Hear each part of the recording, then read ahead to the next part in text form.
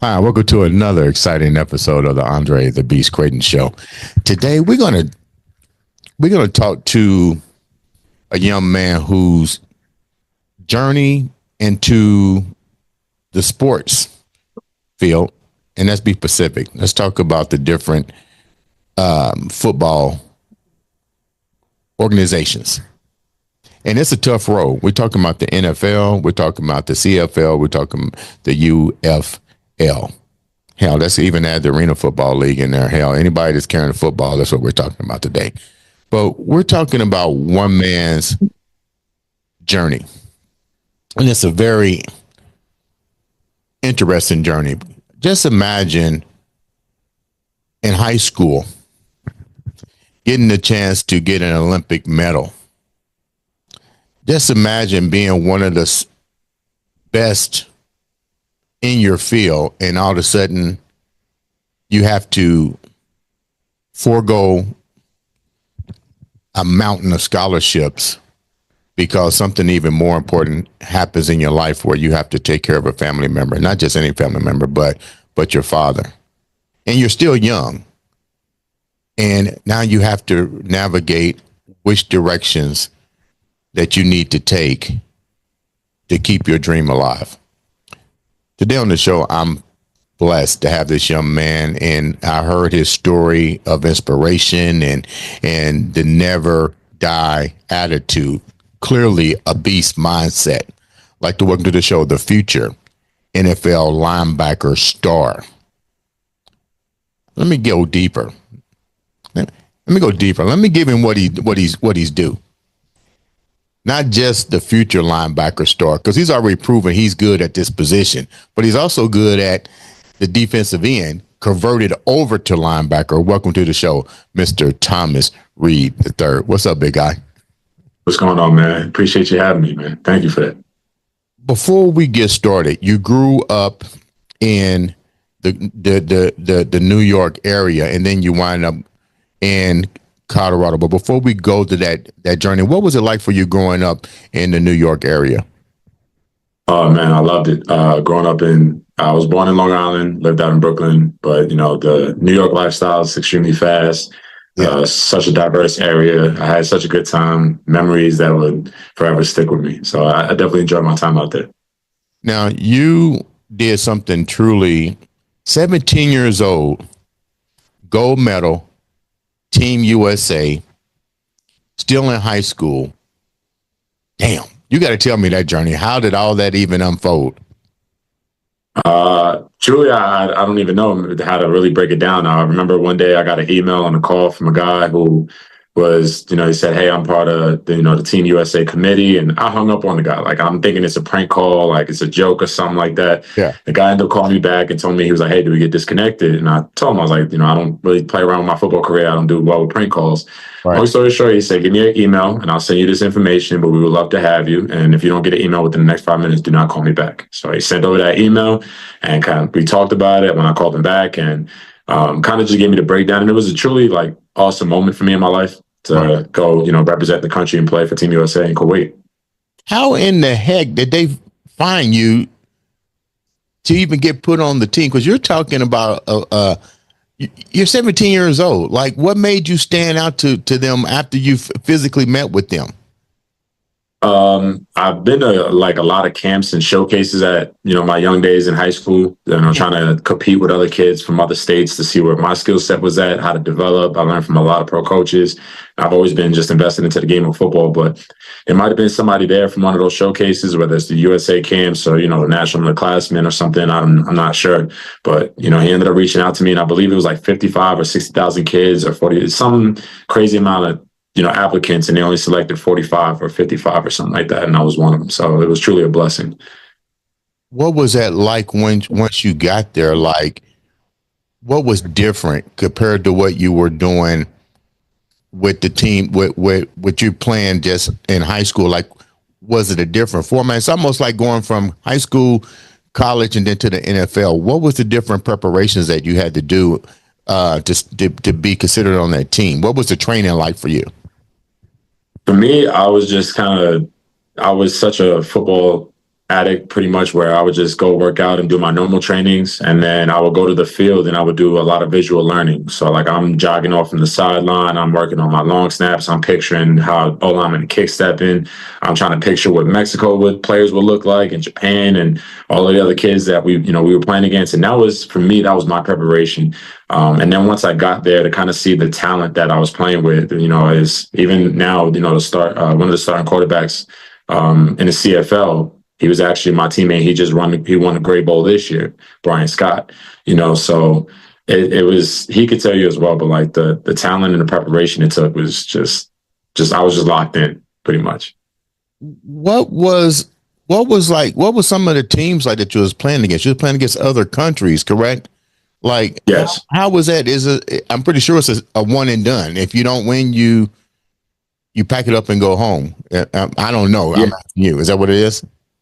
No, so they had a certain amount of games, but like depending on when you lose and who you lose to, they kind of work your way from gold to silver to bronze and that kind of thing. So you had opportunity to play for other medals depending on where you were ranked. But we played against Mexico. Mexico was probably one of the biggest teams that I've ever played and ever seen. Their quarterback would look like an offensive tackle. Like everybody out there was just ginormous.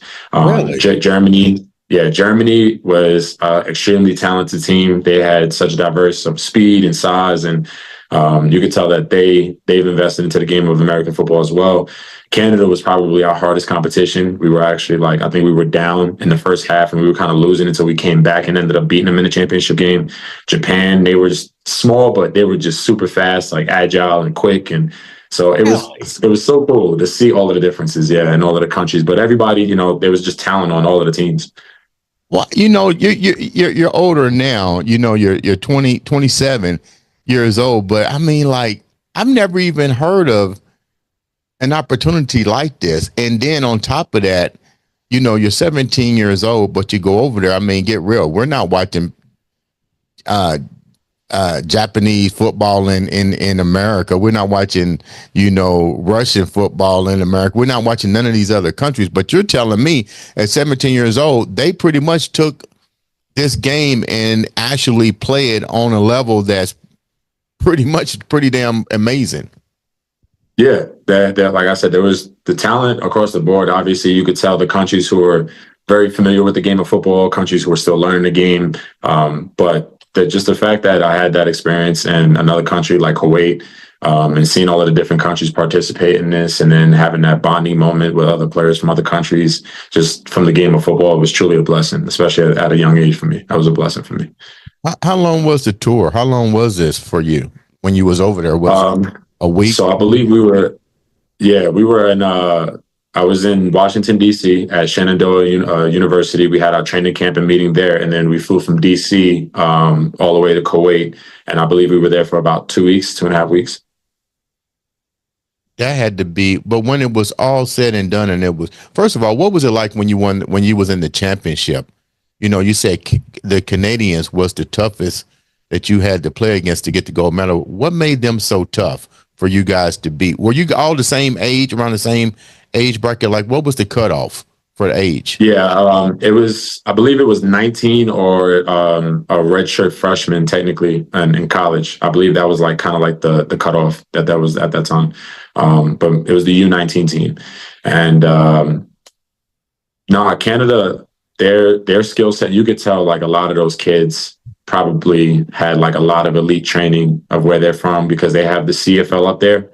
Mm-hmm. So their teachings was obviously their game is a little different. So their mechanics were a little different, but the skill set of, the IQ of how they kick slide and what to read on me as I'm trying to read them and things like that was you could tell they were developed and they were very skilled. Were you nervous? I mean, you're 17 years old and you're playing against 17, 18, a 2 years age difference, and still their skill set should be better as a age. Were you nervous at any point while you were out there? No. I felt very confident that I was there for a reason. Mhm. And my main focus at that time to kind of take the nerves out was, thinking of my family and my dad. My dad fought in Desert Storm, and which was in Kuwait. So Right. for me to play out there and have that common ground with him, that was kind of like my mental clarity, my peace, and just enjoying the moment at the time, just being a young football player, just playing in another country. What do you think was the final? What was the preparation that you guys needed to take to beat them in order to get that gold medal? Because you said you had to come from behind and you guys been wind up winning, but what was the game changer? What that you guys bought in there to bring that gold medal home? At halftime, I remember we were sitting in the locker room, and our coach, Aaron Brady, at the time, he told us like, this is the game that we've created. We got to take pride in this. And then there were also military soldiers from the base that's out there that were watching the game, that were in the stands on the sideline with us, and we realized that there was a lot on the line, and people were really taking pride in supporting us. So we kind of definitely took the initiative to make sure that we had to turn it up on them. We had to make sure. And then once we finally got a couple, fumble recoveries and started making some plays, the momentum, we just took the momentum and then we ran with it. Like we were just play after play after play after play. We just took over. What play do you remember that you had in any one of the games that you guys played against? What do you remember bringing to the table that you go, yeah, I'm the beast right now? I remember this one play. I was pass rushing, playing against Japan, and I do kind of like an in and out, a little pass rush, and this is before I even knew what a cross chop was, but I did it, and I ended up getting a sack, and I actually led the Olympic tournament in sacks. And I believe I had 3 sacks for a loss of total 24 yards throughout the whole Yeah. tournament. I was ranked number one, and that was like the one that was the icing on the cake, and ever since then, that one stuck with me. When it's all said and done and you come back home, what was that like for you to come back home after winning the goal? What was that like for you? To be honest, I was more on like I appreciated the moment, and for my family to kind of like let them have the moment of like, my son did this, my grandson did this. Like I wanted them to cherish that and feel proud of it. For Right. me though, I was more of just locked in on what's next. I got to get ready for college now. I'm trying to take on to the next step. So that was more of my phase. I'm just kind of okay, what's next? I achieved it. It's great. I never sulked in it, but what's next? So what was next? You come home, you're getting ready for college. What was that like for you? Did you get a lot of offers? What was that like for you? No, I ended up going to junior college. So I originally went to Lackawanna College in Pennsylvania, and I did a semester there. And then at that point in my life, that's when my father's illness at the time had kind of taken over a little bit, and I Mhm. kind of had to make the decision of stay in school in Pennsylvania or go back home to New York at the time. So I ended up transferring. I went to Nassau Community College, which is another community college, which is on Long Island, and then I ended up moving back into the area of Brooklyn, and I went to ASA College from there, and then led into how I ended up in Colorado after that. Now, your father is a very big part of your life. Did you guys sit down and have a heart to heart talk with you foregoing any other opportunities to come to Colorado to take care of him? Like how was that with you and your father? Like how do you guys come up with the heart to heart conversation and to make the decision to leave New York and come in and assist your father and still be able to pursue your football career? He knew football was my number one, and my parents were very adamant on, if you want to pursue football, that's fine, but your education comes first. Right. So as long as I made sure that the education was good, and my parents did a fantastic job on like supporting me through everything, but I just wanted to make sure that my family was taken care of on the things that I know that they needed help on.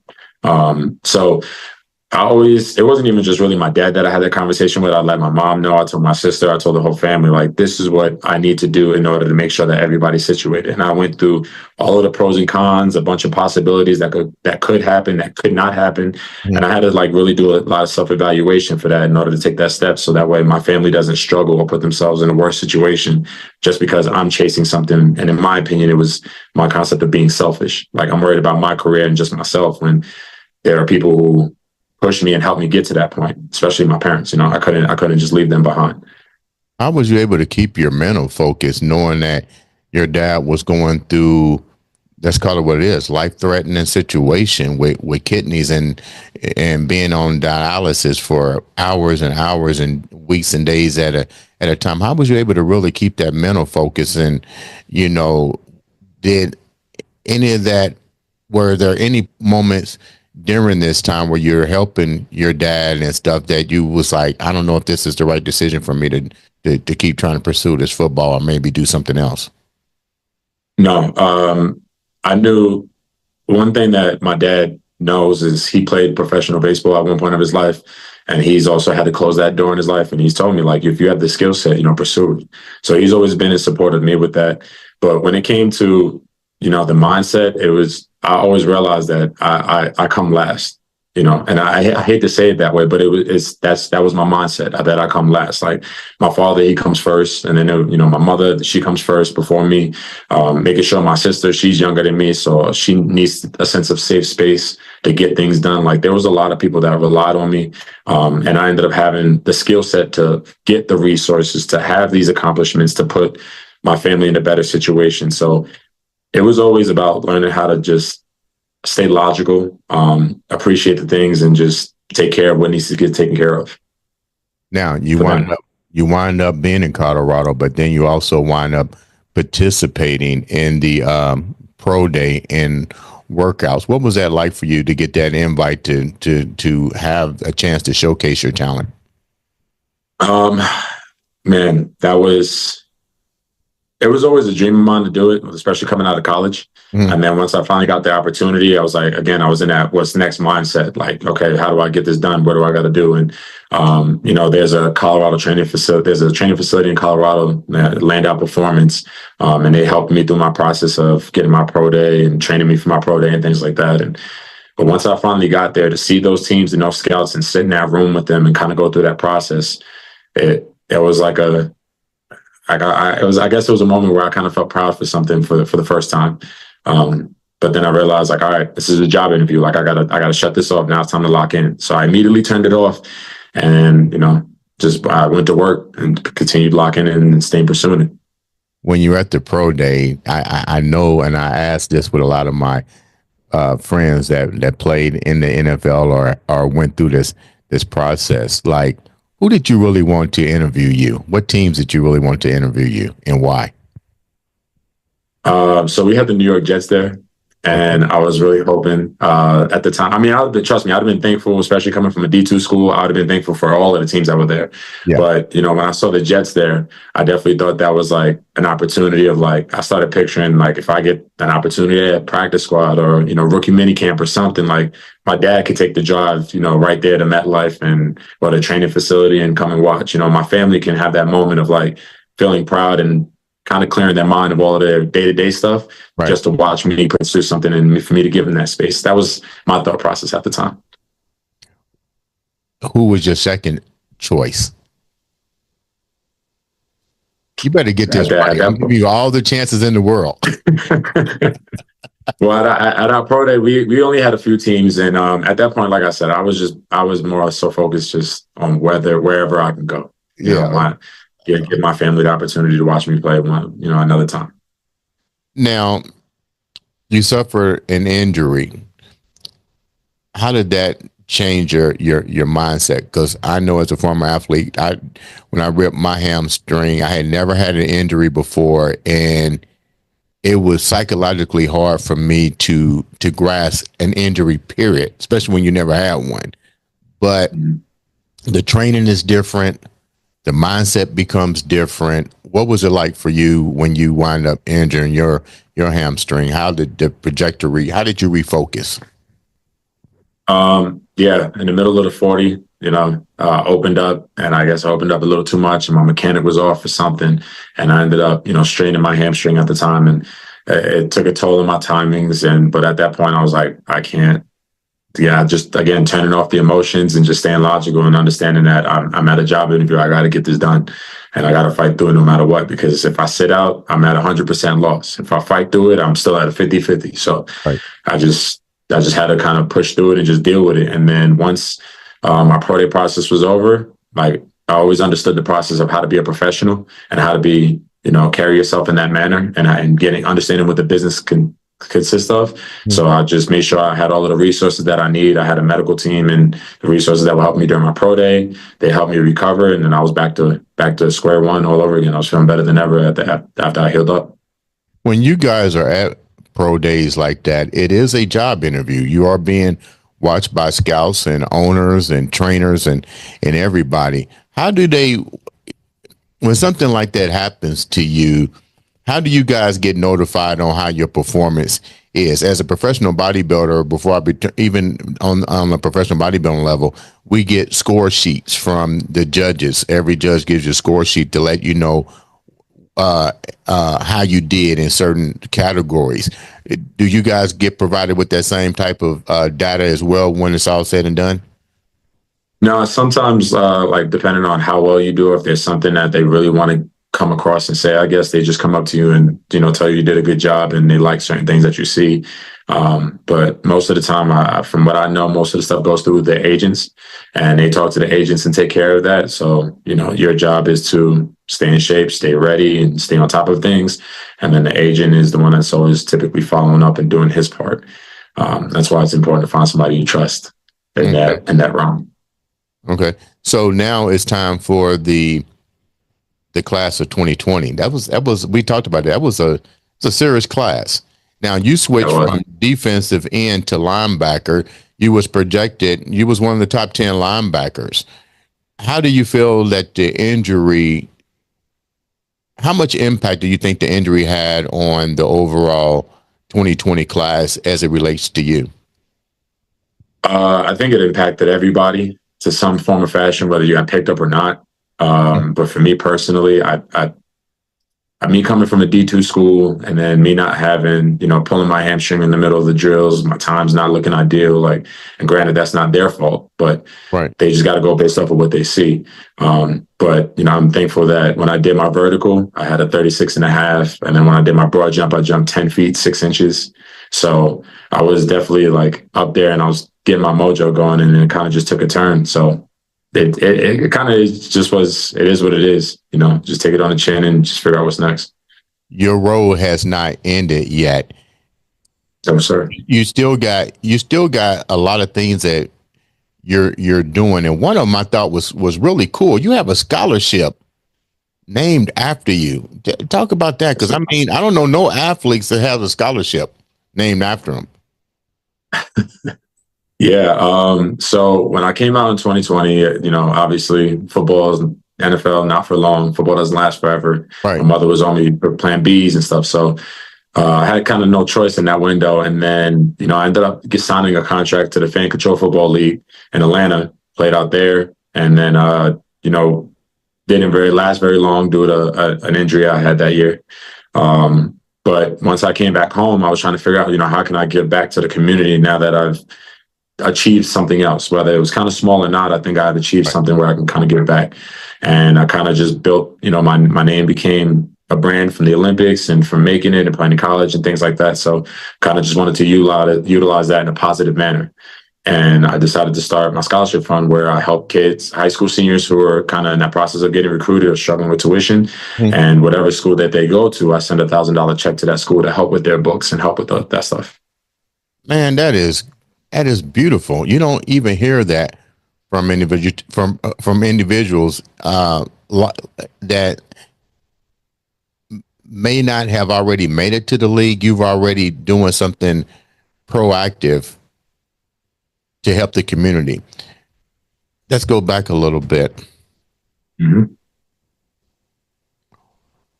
What are you doing now to make sure that you get the opportunity again, the second time around?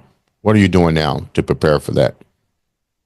Man, I'm training 2-3 hours a day, pretty much. About 3-4 times out of the week. So I do my speed training on my lateral movement. I work with a speed coach out here.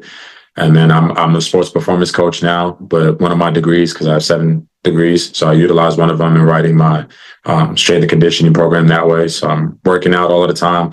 And then I'll do some position work, so that way I stay on top and I'm staying clean, going through my mental reps the same way I did when I was a child. Yeah. So I'm just kind of just staying ready. And hopefully if a team calls me in for a workout or, whether it's one of the local ones or a private workout or whatever, I'm ready to go. That's part of the business. It's part of the job before it's too late.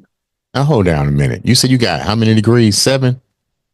Well, 2 bachelors and 5 minors. Yes. And you sure you want to go play in the NFL? Yeah, I still do. Okay, because that's called a backup plan for real. I mean, like that's a serious backup plan.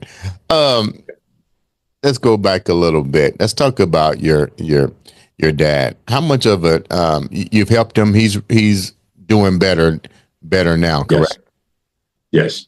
You guys have talked since. What's that like for him seeing you got, achieving all these things? You got the 7 degrees now, you went there to help him and stuff. How has that bonded you guys even tighter? We still talk like, we damn near brothers sometimes, like we joke around with each other. We play around with each other. We'll call and he'll check in because he's currently in New York still now. Right. So he'll call and, we check in on each other, see what's up. There's times I'm even forgetting cooking recipes and I'll call him just to chop it up with him and he'll give me the recipe and then I'll cook at home, so we still have that relationship and everything is still smooth as if I'm still, living in New York. What do you mean cooking? You know how to cook? Oh yeah. Okay, so what recipe are you sharing? What recipes are you sharing with your dad? This is interesting. What recipe are you forgetting to share with your dad?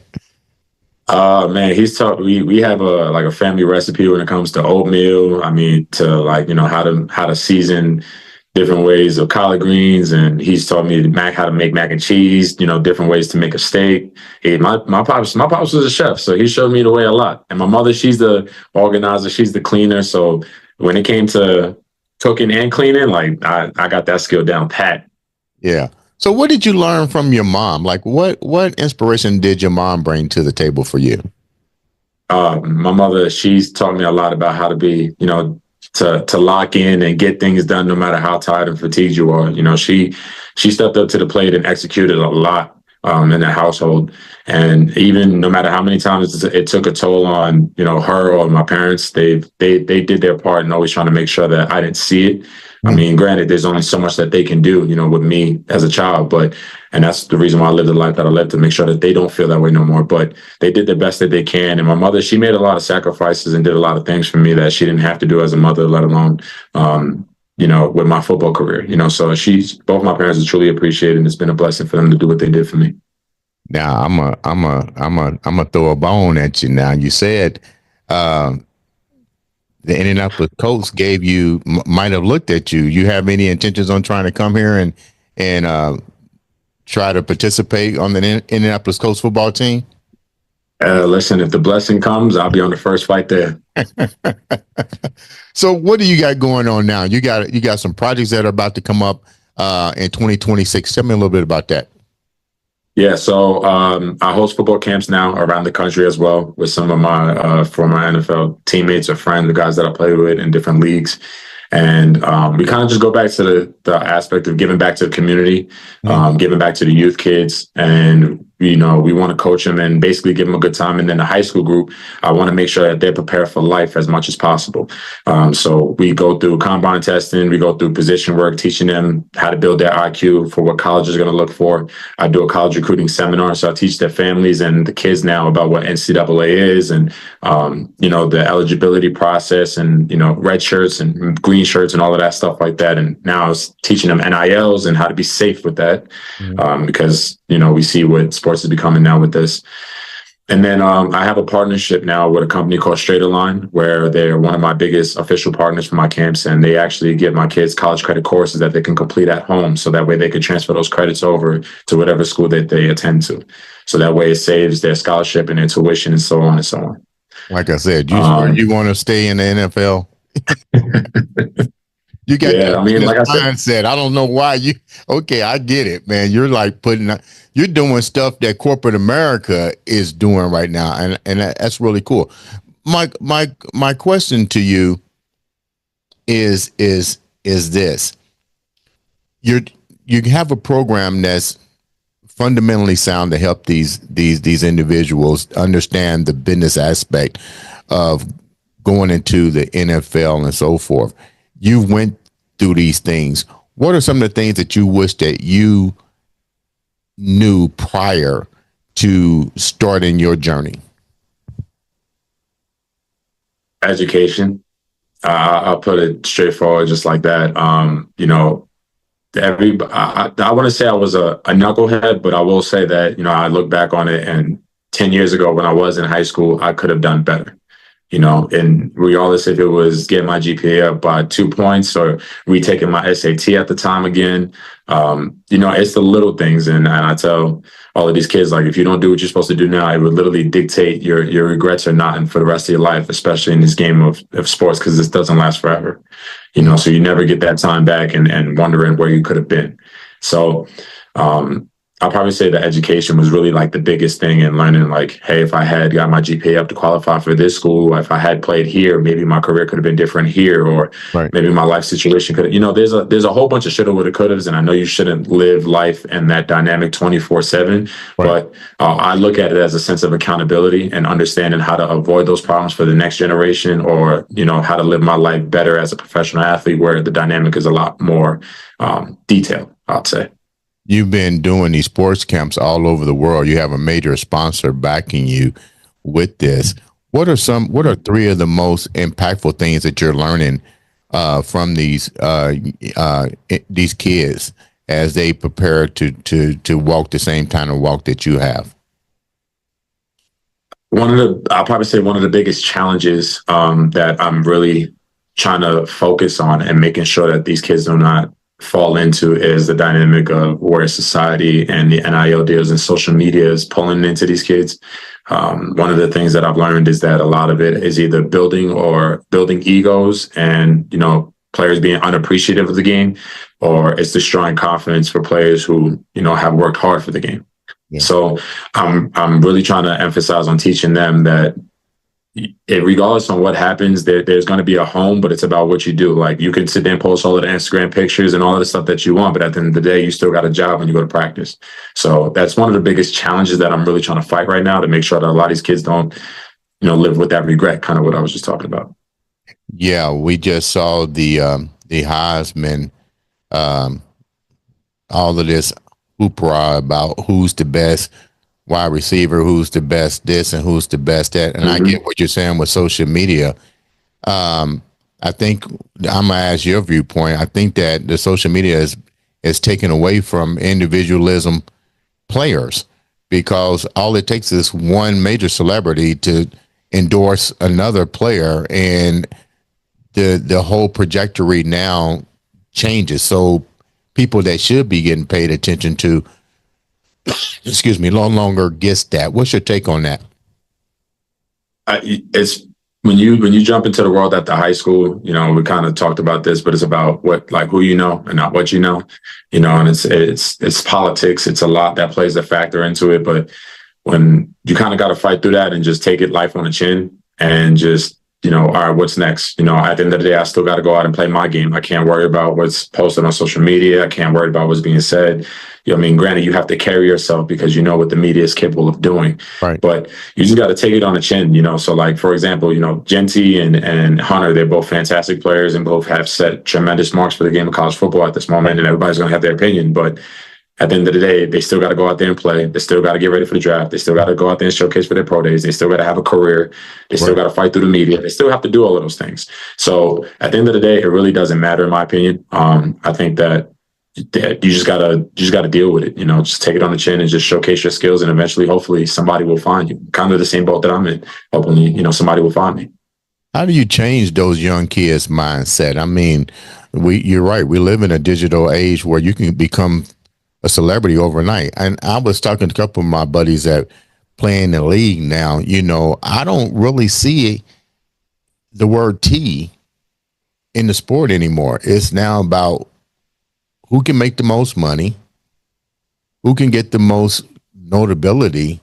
So with that said, do you feel like at times that what you're trying to resonate becomes overshadowed with the glimmer that these young kids are seeing? Hey, this can be me.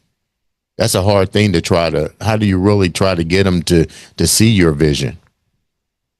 Honestly, I'm all of the kids that I work with, even the kids that I give my scholarships to, that I still mentor to this day. I keep it real with them. Just being honest, like really not sugarcoating the process, and just kind of being like, well, hey, listen, if you do this, then this could be no. Like I keep it real, and as easy it is to kind of build up a portfolio or this image on social media, as it's also as easy just to do the research and find out where other players have made those same mistakes from letting social media get to them. So I hate to show them the negative, but in order for them to become positive and not to go down those roads and understand that they're not making those mistakes, they have to see the negatives and also like put themselves in those shoes. And if somebody tells them straight up and is just honest about it, there's no chance that they can really fall into it. I personally have all the kids that I talk to, and I tell them all of the honest stuff about what the lifestyle I live, what the struggles I'm going through trying to find a team, to what my struggles was like in college.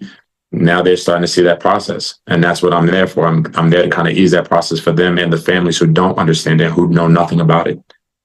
What are the three things that you would give to an individual before to help them start the preparation? What are the three fundamental things that you would tell them to start with? The three things that I fundamentally tell them to start with is one of the biggest things is talk to me. And I always tell all the players, talk to me and tell me what's on your plate. Tell me what your lifestyle is like, at home, academics. Where are you struggling? Where's the problems that you're at right now? And then the second thing is, again, teaching them that you're a football player. You're not a special. You're a number. You're easily replaceable. You move on or you get demoted. That's just the reality of it.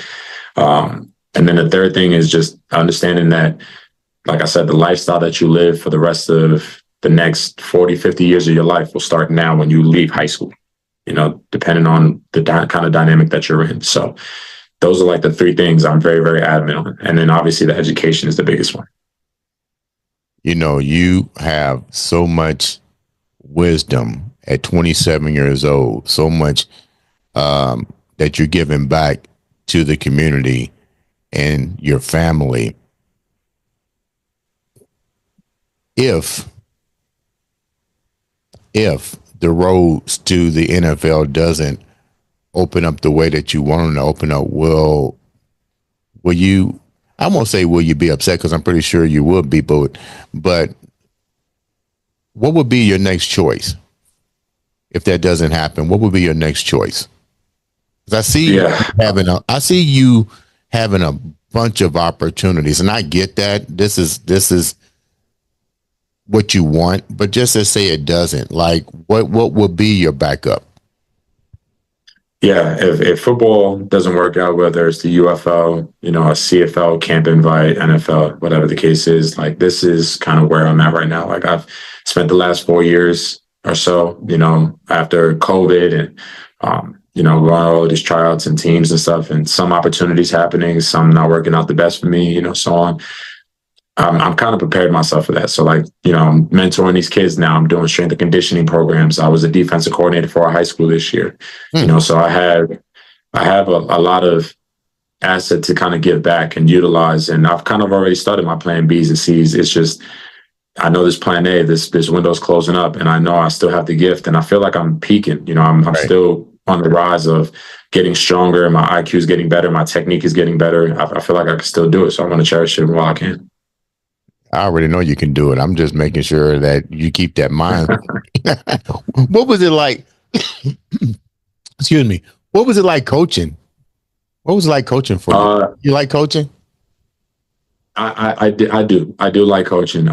Even now being a sports performance coach here, out here as well, I do definitely enjoy it because it allows me to see, all of the kids on a day-to-day basis, see their progression. And then when you kind of see their confidence increase, because like when you coach a kid up and then he finally does what you tell him to do and it works for him and he starts making plays and he gets hyped, then it gets you hyped, and it allows that common ground of that trust to kind of be built. And then that's when that dynamic of relationships and things like that start to happen with, just the youth, in a positive manner. So that's one of my best things about it.